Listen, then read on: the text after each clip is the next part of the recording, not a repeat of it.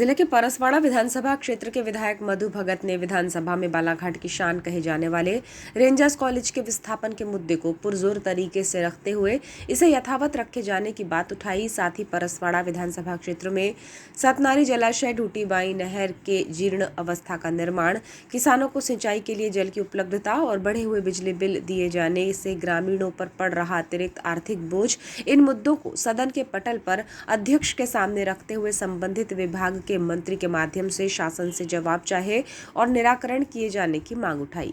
विधायक मधु भगत ने rangers college के विस्थापन के मुद्दे को लेकर बताया कि 1907 में ब्रिटिश काल में अंग्रेजों ने इसे ट्रेनिंग सेंटर फॉरेस्ट के रूप में स्वीकृत किया था और सन 1979 में इसे फॉरेस्ट रेंजर स्कूल का दर्जा मिला था। क्योंकि वन संपदा और सघन वन क्षेत्र के लिए बालाघाट जिला प्रदेश में विशेष पहचान रखता है। उन्होंने सदन में कहा कि अंतिम बार वर्ष 2014 में रेंजर्स को ट्रेनिंग दी गई थी, जिसके बाद से ये नहीं हो पाया है।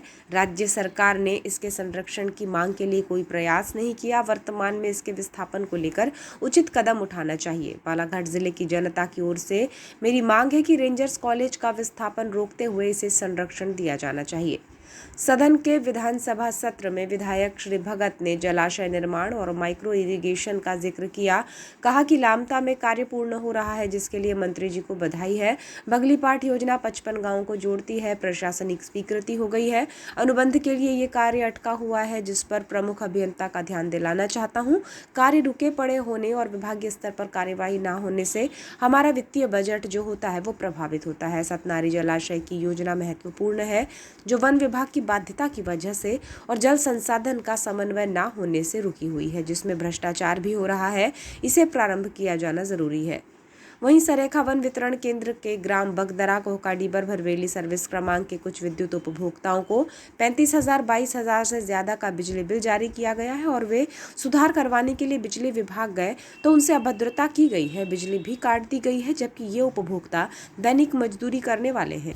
ऐसे अधिकारियों पर कड़ी कार्रवाई की जानी चाहिए ताकि जनता को इसका खामियाजा ना भुगतना पड़े।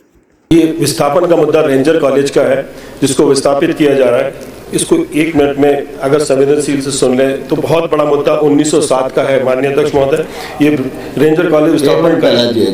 1907 में अंग्रेजों ने इसे ट्रेनिंग सेंटर फॉरेस्ट स्कूल के तौर पर शुरू किया था। अध्यक्ष महोदय, 1979 में इसे फॉरेस्ट स्कूल, रेंजर स्कूल का दर्जा मिला, क्योंकि वन संपदा वर्ल्ड लाइफ के लिए बालाघाट जिले पूरे प्रदेश में अव्वल दर्जे का स्थान रखता था, जो आज भी बरकरार है। 1990 में अध्यक्ष महोदय, रेंजर कॉलेज का सेंट्रल गवर्नमेंट ने स्टेट गवर्नमेंट को ट्रांसफर किया। इसके बाद भी यह रेंजर्स की ट्रेनिंग होती रही।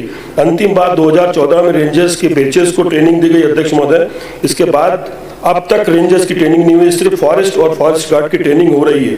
रेंजर कॉलेज का पूरा इलाका मिश्रित वनों से घिरा है। ये ट्रेनिंग के लिए ब्रिटिश शासन में बने भवन अब भी मजबूत स्थिति में है, लेकिन अध्यक्ष महोदय, राज्य की सरकार ने इसे भवनों को घेर और संरक्षण के लिए कोई प्रयास आज तक नहीं किए। ऐसे में ट्रेनिंग के लिए जरूरी वातावरण को बनाए रखने और कॉलेज के विस्थापन को रोकने के लिए सरकार को उचित कदम उठाने चाहिए। अध्यक्ष महोदय, अन्यथा आमजन इसके बचाव में तीव्र विरोध कर सकते हैं। इस कॉलेज का परिसर बालाघाट के लोगों की दिनचर्या से जुड़ी है। अध्यक्ष महोदय, इनकी भावनात्मक पर्यावरण संबंध है। यह ब्रिटिश धरोहर आज राज्य के अधीन होते हुए कई संकटों से घिर गई है। अध्यक्ष महोदय, यहाँ खेल मैदान, इंडोर गेम्स हॉल जीर्ण अवस्था में है। यहाँ एक म्यूजियम भी है, जिसके संरक्षण को लेकर कोई ध्यान नहीं दिया जा रहा। अध्यक्ष महोदय, अतः मेरी बालाघाट की जनता की ओर से आपसे अपील है कि सरकार से अपील है कि रेंजर कॉलेज का विस्थापन रोका जाए, संरक्षण के लिए बजट दिया जाए। अध्यक्ष महोदय, बालाघाट का रेंजर कॉलेज को विस्थापन होने से रोका जाए और स्थापित रहने दिया जाए। जलाशय हैं जो निर्माणाधीन है, जो भविष्य में जिनकी योजना है, उनमें सबसे महत्वपूर्ण योजना माइक्रो इरिगेशन की। उस माइक्रो इरिगेशन में लामटा में लगभग कार्य पूर्णता की ओर है। उसके लिए बहुत बहुत बधाई देते हैं मंत्री जी को। दूसरी माइक्रो इरिगेशन की एक योजना बगलीपाट, जो लगभग 55 गांव को जोड़ती है और उसकी लगभग साध्यता प्रशासकीय सारी स्वीकृति हो गई, सिर्फ अनुबंध के लिए रखा है।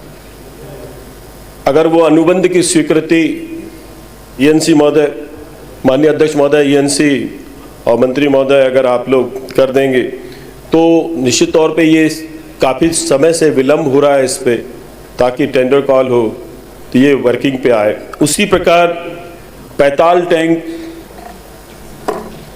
एक है जिसके अंदर 11 की कार्रवाई हो चुकी है। 19 की धारा 19 की कार्रवाई प्रक्रियाधीन में है। वहाँ मुआवजा अगर मिल जाता है माननीय अध्यक्ष महोदय, तो निश्चित तौर पे वहाँ पे भी किसानों को ये लाभ पहुँचेगा ताकि मुआवजा किसानों को मिले, ताकि वहाँ कार्रवाई। उसी प्रकार नहर मानपुर जो धारा 4 की प्रक्रिया में है, जो एसडीएम कार्रवाई रोक कर रखा। ये छोटी छोटी चीज़ें हैं, क्योंकि हम ये कार्रवाई अगर यहाँ से एसडीएम ईएनसी सी यहीं तक घूमते रहेगी तो हमारा जो वित्तीय बजट जो होता है, जो किसानों को लाभ पहुँचाने की नहर के माध्यम से, वो कहीं ना कहीं प्रभावित होता है।